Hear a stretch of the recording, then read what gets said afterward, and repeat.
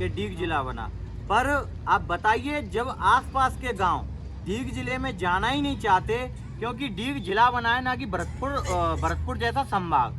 आपको पता है कि हमारे गाँव की लगभग दूरी भरतपुर संभाग हेडक्वार्टर से यहाँ 2-3 किलोमीटर की दूरी तय करनी होती है।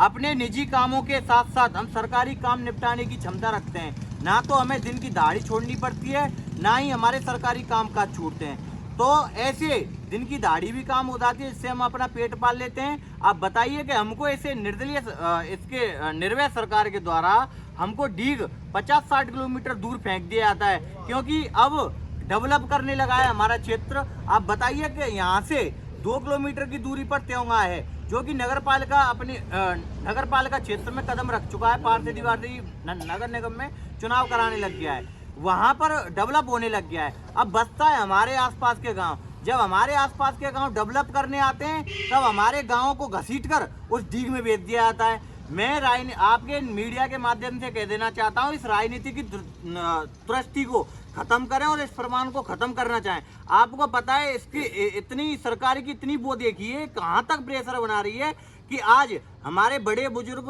भाई यहाँ पर चार लोग उबार सो करके यहाँ बैठे हुए हैं। उन्हें 36 घंटे हो गए हैं, पर इस सरकार के द्वारा धरना समझ रहे हैं कि ये समझ रहे हैं कि ये समझो कोई ऊँट हो कि 7 दिन के मतलब 1 दिन पानी पी के 7 दिन को बैठना पड़े। आप बताइए, 36 घंटे पूर्ण होने को जा रहे हैं। यहाँ 2 भाइयों की तबीयत भी ज़्यादा खराब है और अभी तक ना कोई प्रशासन के द्वारा कोई भी बातचीत करने आया, ना कोई मेडिकल टीम के द्वारा कोई बातचीत करने आया। बताइए, इतनी निर्भय सरकार क्यों हो रही है? क्या हमारे गाँव की ऐसी कहाँ गलती हुई है कि हमारे गाँव को इस तरीके से घसीटा जा रहा है कि उनको ये तक नहीं पूछने आ रहे हैं कि आपका स्वास्थ्य भी ठीक है, आपकी क्या बात है कि आप यहाँ पर अपना समय काम छोड़कर बैठे हुए हैं। एक तो किसान पहले से अपने खेतों में व्यस्त है, और खेतों में व्यस्त होने के कारण इस प्रकृति ने इतनी बुरी मार कर रखी है कि सुबह से शाम तक बारिश, और फिर जब सूखते हैं तो उनको खेतों में व्यस्तता जा रही है। ऐसे में भी हमारे जनता जनार्दन उपाध्याय वर्ग ने समय निकाला और समय निकाल कर यहाँ बैठे। 36 घंटे में यहाँ कोई भी पुलिस का एक प्रशासनिक अधिकारी नहीं आया है। और आपको पता होगा, मैं इस मीडिया के माध्यम से भी कह देना चाहता हूँ, यहाँ भरतपुर में 7 मंत्री हैं। 7 मंत्रियों के अगर किसी की बैठक में भी जाना हो तो पूरा प्रशासन मीटिंग को छोड़कर, अपने पूरे प्रशासन को छोड़कर, जनता जनार्दन को छोड़कर उनके साथ उनके जीप में चलने के लिए पीछे लगाता है।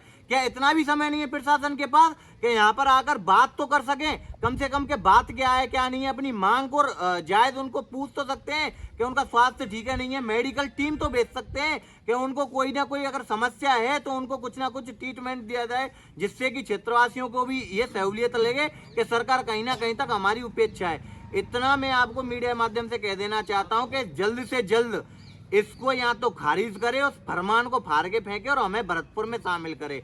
नहीं तो आने वाले समय में मैं कह देना चाहता हूं, आने वाले समय में अभी ये 4 भाई मरने को तैयार हैं, फिर 4 भाई और पैदा होंगे, फिर 4 भाई और पैदा होंगे। ऐसे कर करके पूरा करवा यहाँ मरने के लिए तैयार है। ये ना समझे सरकार के 4 लोग ही हैं जो मरने के लिए तैयार है। ये पूरा आसपास का क्षेत्र पूरे अपने जी जान से मरने के लिए तैयार है, क्योंकि पहले ही हमारे बड़े बुजुर्गों से गलती हो चुकी है कि हमें भरतपुर से चेक दिया गया, हमें कुमेर भेज दिया। अब ये गांव पूरा जाग चुका है। ऐसी गलती, ऐसा धब्बा अब अपन ये ऊपर नहीं लगने देंगे। तो मैं मीडिया के माध्यम से जल्द कह देना चाहता हूं, अगर इनको कुछ भी होता है तो ये सरकार कान खोल के सुन ले कि कहाँ का सिंहासन, कहाँ की कुर्सी सब रखी रह जाएंगी। यहाँ तो जल्द से जल्द इन जो अपना मेडिकल टीम है उसको भेज के यहाँ हमारी प्रशासन को भेजें, मांग को पूछें कि क्या मांग है। इसको लोकतंत्र तरीका से इस धरना नहीं है, ये भूख हड़ताल है। और भूख हड़ताल का मतलब समझते हैं कि पानी में दिन में 1 बार पी लिया तो पी लिया, नहीं पानी भी पीने के लिए वो नहीं है, रोटी तो बहुत दूर की बात है। तो मैं इस मीडिया के माध्यम से इतना ही कहना चाहूंगा कि जो हमारी मांग है जल्द से जल्द पूरे करें।